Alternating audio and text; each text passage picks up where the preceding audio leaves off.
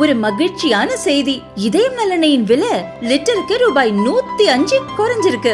September 2023ல 1 litre இதயம் நல்லெண்ணெயின் அதிகபட்ச விலை ரூபாய் 503. ஆனா இப்ப 1 லிட்டர் இதயம் நல்லெண்ணெயின் விலை ரூபாய் 398 மட்டும்தான் தமிழ்நாட்டுல.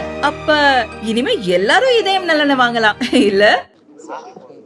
6ஆம் தேதி தமிழக முதல்வர் தலைவர் தமிழக முதல்வர் திருநெல்வேலி மாவட்டத்திற்கு நலத்திட்ட உதவிகளை வழங்கவும், ஏழை எளிய மக்களுக்கு பட்டா வழங்கவும், முடிவுற்ற திட்டப்பணிகளை திறக்கவும் தமிழக முதல்வர் கழக தோழர்களை சந்திக்கவும் தலைவர் அவர்கள் வருகிறார்கள்.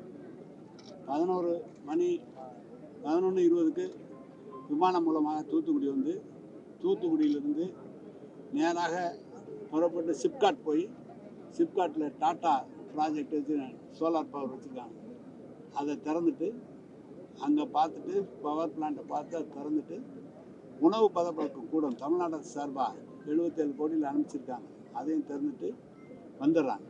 வந்துட்டு மத்தியானம் சர்க்கிட் ஹவுஸில் இருந்துட்டு ஈவினிங் வந்து கழக தோழர்களை சந்திக்கிறாங்க. ஈவினிங் வந்து எங்களுடைய மாநகராட்சியினுடைய மார்க்கெட் இருக்கு, மார்க்கெட் அதை மாநகராட்சியினுடைய அந்த மார்க்கெட்டை ஈவினிங் வந்து மார்க்கெட் திறந்துட்டு கழக தோழர்களை சந்திக்கிறார். 25 மறுநாள் காலை தாமிரபரணி நதிநீர் இணைப்பு திட்டம் தமிழ்நாட்டில் முதல் கலைஞர் ஆரம்பித்து வைத்தார். இப்போது நம்முடைய தளபதி அவர்கள் முதலமைச்சர் அவர்கள் முடித்து தந்திருக்கிறார்கள். இந்த வெள்ள நேரத்திலே அதனுடைய அதிகப்படியான நீர் வருகிற போது அதில் திறப்பதற்காக திட்டம் தீட்டப்பட்டது. அந்த திட்டத்தை தலைவர் அவர்கள் திறந்து வைக்கிறார்கள்.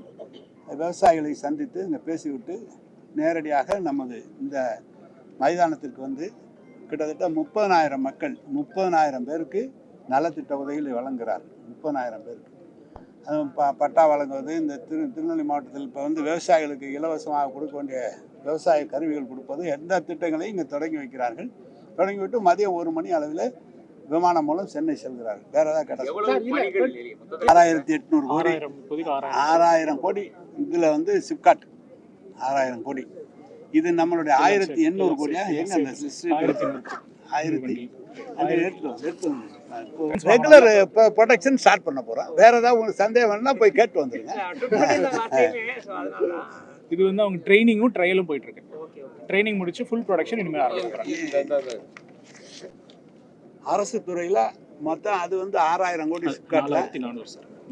அதாவது 6,000 கோடி கொண்டு வந்தீங்க மொத்தமா சார்? எல்லாம் சேர்த்து 4,400 கோடி சிப்காட்டு.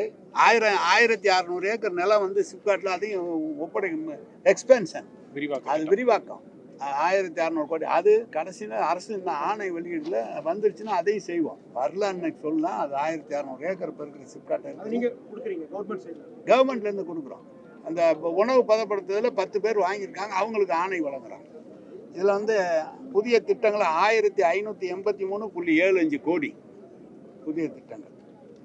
பயனாளிகள் மொத்தம் 203 கோடியே 71 லட்சம், 203.71 கோடி. மொத்தத்தில் 6,187.46 கோடி. 6 மாசத்துக்கு முன்னாடி நிதி சம்பந்தப்பட்டது. கூட்டுவதாக இருந்தாலும் விளக்குவதாக இருந்தாலும் முதலமைச்சருடைய அனுமதி வேண்டும். நிருபர்கள் சொன்னதை முதலமைச்சரிடம் சொல்லி வருகிற போதே அதுக்கு உள்ள தீர்வு காணணும். ரைட்டா? நீங்கள் எல்லாம் தீர்வு காணப்பட சிரிக்கிறத பார்த்தா என்ன நம்பாத மாதிரி அதெல்லாம் சிரிக்க. அதெல்லாம் அரசு அனுமதிக்காமல் கடன் வாங்க முடியாது. ஒன்றிய அரசு அனுமதிக்கிறது எப்படின்னா, புதிய அந்த கட்டக்கூடிய அளவுக்கு கெப்பாசிட்டி இருந்தால் தான் கடன் வாங்குறதுக்கு அனுமதி அளிப்பாங்க. இன்னும் அரசு ஃபைனான்ஸ் மினிஸ்டர் தெளிவாக 3/4 மணி நேரம் பேசியிருக்காரு. அதை பேசுனதை கேட்டுட்டு எதிர்கட்சி தலைவர் பேசுற மாதிரியே நீங்களும் பேசுறீங்க. சார், எல்லா அரசாங்கமும் 3% நாங்கள் எங்களுக்கு கலைஞர் இருக்கும்போது சொன்னோம், 3% மட்டும் ஃபிக்ஷன் வச்சுக்கிட்டு பாக்கிக்கு வாங்குறதுக்கு வந்து ஒன்றிய அரசு அனுமதி அளித்தால்தான் மாநில அரசு கடன் வாங்க முடியும். இல்லைன்னா கடன் வாங்க முடியாது. இதுக்கு என்ன இருக்குது? நாங்கள் வளர்ச்சி திட்டங்கள் எவ்வளோ நடந்திருக்குன்னு பாருங்கள். கொரோனா காலத்தில் எவ்வளோ செலவாயிருக்குன்னு பாருங்கள். இன்றைக்கி இவ்வளோ தூரம் இவ்வளோ ஃபேக்ட்ரிஸ்லாம் வருது அப்படின்னு சொன்னால் எல்லாமே வளர்ச்சி திட்டங்கள் செய்கிறாங்க. அதனால செலவாகுது, செய்கிறாங்க, வரவு வருது, கட்டுறாங்க. திருநெல்வேலியில நிறைய கட்டிடங்கள் இன்னும் போகாம வாடகைக்கு மாநகராட்சிக்கு மிகப்பெரிய இழப்பு சந்திச்சுக்கிட்டே அது ஏற்கனவே வந்து பார்த்தோம். இப்போ மறுபடியும் வாடகையை குறைக்க வாழ்ந்த எங்கள் டிஎம்ஏ வந்திருக்காரு. அவர் தான் முனிசிபல் அட்மினிஸ்ட்ரேஷன் ஆஃபீஸரு. எவ்வளோ குறைக்க முடியுமோ குறைச்சி கீழே இருந்து ஏலம் விட சொல்லியிருக்கோம். விரைவில் அது முடிச்சிருக்கோம்.